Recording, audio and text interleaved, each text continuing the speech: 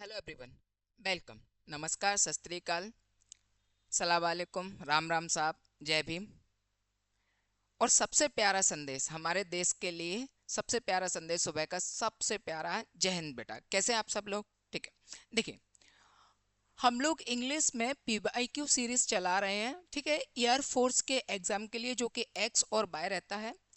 आप सब लोग इस चीज को समझे कि एग्जाम में किस तरीके से चीजें आती हैं और हमें उस एग्जाम को कैसे क्रैक करना है, ठीक है।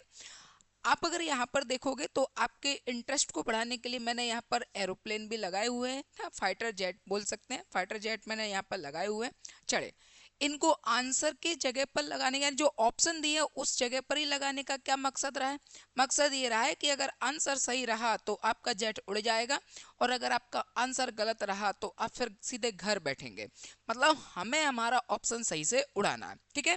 इसका केवल मुख्य उद्देश्य ये है कि आपको अपना आंसर सही देना है, और आंसर सही देने के बाद आपको अपना एरोप्लेन जो भी है, एयरफोर्स में जो भी, जहां पर भी आपको सर्विस मिले, वहां पर आपको ये चीजें करना है, ठीक है। चलिए, तो देखते हैं आज उड़ाते हैं अपने एरोप्लेन, कितने अच्छे उड़ते हैं, कितने बेकार उड़ते हैं, ठीक है। और कोशिश करिएगा कि ज्यादातर जो प्लेन है, जो फाइटर हैं, वो अच्छे से उड़ा सको, ठीक है। क्योंकि यहाँ अगर अच्छे से उड़ा तो कल आप और अच्छे से उड़ा सकोगे, ठीक है ना। इसी चीज को देखते हुए, आपके मनोरंजन को देखते हुए, और ऐसा नहीं कि सिर्फ पढ़ते रहो, तो पढ़ने के साथ साथ में आप सिर्फ चीजें पढ़ते ही रहो, भाई थोड़े क्रिएटिव भी बनो। सिर्फ एक हार्ड वर्क करने से कुछ नहीं होता, हार्ड वर्क के साथ में थोड़ा स्मार्टनेस भी लेकर आओ।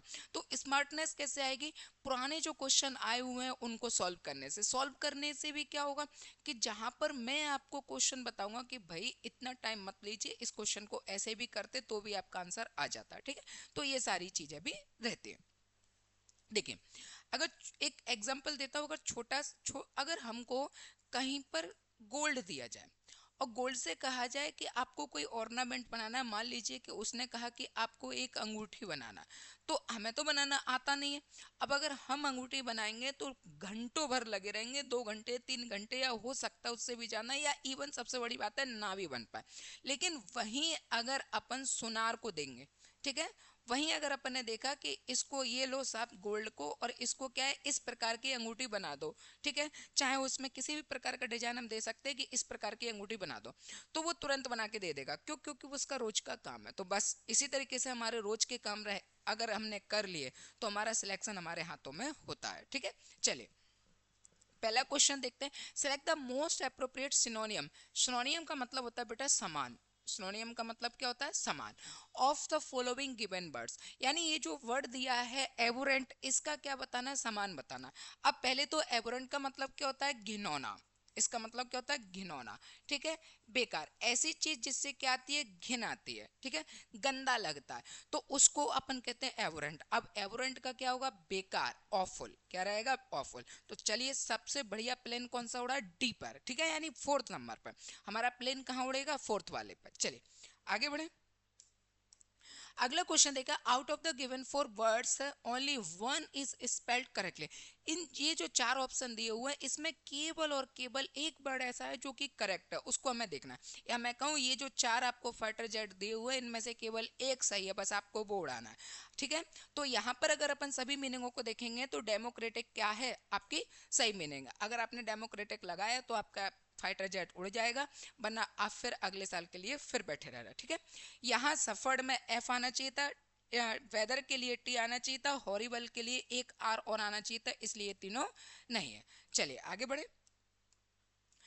अगला क्वेश्चन देखे, select the segment of the sentence contains the grammatical error if there is no error, mark no error as your answer। ठीक है, सेंटेंस को पढ़िए तो उस पार्ट में मिस्टेक बताइए जहां पर है, अगर नहीं है तो फिर आपका आंसर क्या जाएगा? नो एरर, यानी डी जाएगा, ठीक है। देखते हैं, hardly had he completed number one less is work then the number two, और lights went out number three, no error four. चलिए, अगर मैं इस क्वेश्चन को देखूं तो मैंने देखा कि यहाँ पर क्या लिखा है? हार्डली।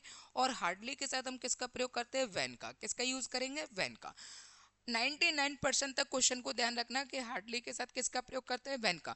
कभी भी इस प्रकार के क्वेश्चन मिले तो आपको सिर्फ हार्डली देखना है, और हार्डली के साथ में आपको सेंटेंस पढ़ने की भी जरूरत नहीं है। आप देखिए कि हार्डली के साथ व्हेन आता है, 99% तक आपका क्वेश्चन सॉल्व हो जाएगा। अगर व्हेन मिलता है तो थोड़ा हमको देखना पड़ेगा, और अगर नहीं मिलता है तो 99% तक क्वेश्चन यहीं पर पुट होगा। ठीक है, तो क्वेश्चन को हमने देखा, यहाँ पर क्या मिल रहा है, देन। देन नहीं होना चाहिए था, क्या होना चाहिए था, व्हेन होना चाहिए था। अब यहाँ पर अगर अपन देखेंगे कि व्हेन होना चाहिए था, ये कौन से पार्ट में आ रहा है, बी में, इसका मतलब हमारा बी वाला जेट उड़ा दो। ठीक है, इसका मतलब इन चारों में से हमारा कौन सा जेट उड़ेगा, बी वाला। ठीक है, और बी वाला अगर आपने उड़ा दिया तो बस नौकरी आपकी पक्की। कितने सिंपल सिंपल क्वेश्चन है। देखिए, identify the word that is opposite in the meaning of the word in advertent। ठीक है, इन एडवर्टेंट, इसका मतलब होता है बेपरवाह। ठीक है, बेपरवाह मतलब जिसको अपने काम से कोई लेना देना नहीं है। ठीक है, बेपरवाह है, कोई भी चीज कहीं पर भी किसी की भी उसकी डली हुई है, उसे कोई लेना देना नहीं है। ठीक है, कैसे भी कपड़े पहन के निकला है। तो कुछ इंसान इस तरीके के होते हैं जिनको अपनी कोई परवाह नहीं होती, कुछ ऐसे होते हैं जिनको परवाह होती, कुछ ऐसे होते हैं जिनको परवाह नहीं होती है। तो वो कहलाते हैं इन एडवर्टेंट, बेपरवाह। ठीक है, बेपरवाह का क्या कहलाएगा, क्या बताना, क्या अपोजिट, इंटेंशनल। क्या हो जाएगा, इंटेंशनल। तो हमारा आंसर क्या जाएगा, थर्ड वाला, इंटेंशनल। मतलब उसको कोई कोई इंटेंट नहीं है, उसको कोई लेना देना नहीं है, कोई भी चीज कहीं पर भी डली हो। ठीक है, चलिए आगे बढ़ते। The choose the appropriate word of the given sentence. बहुत बढ़िया। Your brother will be failed blank he does not come tomorrow. अगर यहाँ हम ही डज नॉट की बात करें तो सेंटेंस कैसा जा रहा है बेटा, नेगेटिव। अगर ये नेगेटिव जा रहा है तो यहाँ हमने देखा अनलेस और अनटिल, ये दोनों क्या होते हैं, नेगेटिव। अगर ये नेगेटिव है, ये भी नेगेटिव है, तो इनका यूज नहीं होगा। अब बचा इफ और दो। दो से अगर अपन देखें तो सेंटेंस की स्टार्टिंग होती है, स्टार्ट में आता है। ठीक है, ये हमेशा कहाँ आता है, स्टार्टिंग में आता है। ये कहाँ आएगा, स्टार्टिंग में आता है। तो बचा क्या आंसर, इफ। ठीक है, तो आंसर क्या हो जाएगा, इफ। चलिए अगला क्वेश्चन देखें। बताइए, अगले में कौन सा जेट उड़ाओगे, फ्यूरी। अब बताना क्या है, सिनोनियम। ठीक है, सिनोनियम मतलब क्या बताना है, समान। अब फ्यूरी का मतलब क्या होता है, पहले तो उसको देखें। उज्ज्वल, या अपन कह सकते प्रज्वल। ठीक है, क्या कह सकते हैं अपन, प्रज्वल। यहां अगर अपन देखेंगे प्रज्वल, रोष या गर्म, ये लिखा अपन है रोष या गर्म। तो यहां पर क्या जाएगा, इसका आंसर एंगर। क्या जाएगा, एंगर। यानी थर्ड वाला प्लेन आपको उड़ाना है, जेट उड़ाना है। अगला देखें, अगले क्वेश्चन की तरफ अगर अपन जाते हैं तो अगला लिखा हुआ है, choose the appropriate preposition of the given sentence. हमें किसका यूज करना है, प्रीपोजिशन। मुझे पढ़ने की भी जरूरत नहीं है, क्योंकि सेट के साथ हमेशा किसका प्रयोग करते हैं, विथ का। ठीक है, तो अगर अपन ने देखा set with, set with plus object, तो ये सेंटेंस पूरा फेम रहता है। ठीक है ना, इस तरीके से हमको चीजें समझना पड़ती है। हर चीज को रटने से कुछ नहीं होता। आपने 1000 बार सुनी होगी, रटतम विद्या ना फलंतम। रटी हुई विद्या कभी नहीं फलती। जब फलती ही नहीं तो क्यों रटते हो। चीजों को थोड़ा समझना भी चाहिए कि भाई हमको वहां पर पढ़ने के लिए, पढ़ाने के लिए नहीं जाना, हमें अपना एग्जाम निकाला, और एग्जाम निकलेगा कैसे निकलेगा, हमने देखा कि सेट लिखा हुआ है, बिताएगा बस। अब क्यों आएगा, कैसे आएगा, ये हमारा मैटर नहीं है। क्या आप हमको इसलिए जॉब दे रहे हो कि यहाँ पर आके किसी को पढ़ाना है। जब अगर ऐसा करेंगे तो फिर हम पूरे टीचर बन के आएंगे। भाई हमारा टीचर बनने का काम नहीं, हमारा सिर्फ एग्जाम पास करने का काम है। ठीक है, चलिए अगला क्वेश्चन देखें। Antonym of the word given below. अब बताना क्या है, एंटोनियम। एंटोनियम का मतलब क्या होता है, विपरीत। ठीक है, इससे अलग। इनिशिएट का मतलब होता है प्रारंभ। अपन क्या कहेंगे, शुरुआत करना। ये लिखकर शुरुआत करना। चलिए बताइए, कौन से ऑप्शन का प्लेन उड़ा दूं या जेट उड़ा दूं। तो यहाँ पर प्रारंभ यानी विपरीत बताना है ना। तो कौन से का, ये देखो प्रारंभ, प्रारंभ का क्या होता है, अंत। क्या होगा, अंत। तो यहाँ पर आंसर क्या जाएगा, डी। ठीक है, चलिए आगे बढ़े। अगला क्वेश्चन लिखा है, सिलेक्ट द करेक्टली स्पेल्ड। अब करेक्ट करना है हमको। करेक्ट अगर अपन करेंगे, कौन सा इसमें से करेक्ट होगा। ठीक है, तो यहाँ पर अगर अपन देखेंगे अटेंडेंस, पहला ऑप्शन क्या जाएगा, पहला ऑप्शन। आंसर क्या होगा, पहला वाला। चलिए आगे देखें। अगला क्वेश्चन लिखा है, how much boys number 1 slash were present in the assembly number 4 नोरन। ठीक है, चलिए यहाँ पर देखा हाउ मच के बाद क्या लिखा है, बॉयज। भाई हमेशा याद रखना, कभी भी आपको हाउ मच या आपको लिखा हुआ जाए हाउ मैनी, तो हाउ मच हाउ मैनी के बाद हमेशा किसका प्रयोग करते हैं, नाउन का। किसका प्रयोग करेंगे, नाउन का। और नाउन का जब हम प्रयोग करते हैं तो उससे भी पहले क्या आती है, हेल्पिंग वर्ब। उससे भी पहले क्या आती है, हेल्पिंग वर्ब, और फिर अपन किसका प्रयोग करेंगे, नाउन का।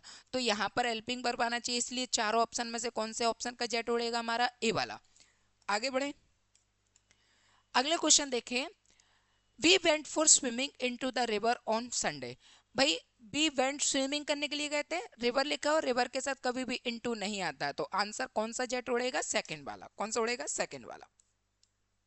छोटी छोटी चीजें इनका प्रयोग नहीं करते, बस इस बात से समझिए और आगे बढ़िएगा। No sooner Riya reach the station then see her mate friend. देखिए ये लिखा है नो सूनर, अगर हम बात करें नो और ये सूनर, तो नो सूनर के बाद हम किसका प्रयोग करते हैं, हेल्पिंग वर्ब का, और फिर सब्जेक्ट का, फिर इसके बाद वर्ब का। तो यहाँ पर डायरेक्ट सब्जेक्ट आ रहा है, ठीक है ना। तो डिड रिया रीच, रीच क्या है, वर्ब की सेकंड फॉर्म, डिड के साथ वर्ब की फर्स्ट फॉर्म आती है, ये नहीं होगा। डिड सब्जेक्ट और रीच, रीच क्या है, वर्ब की फर्स्ट फॉर्म, आंसर। यानी हमारा बी सेक्शन वाला जो जेट है उसको उड़ा दो।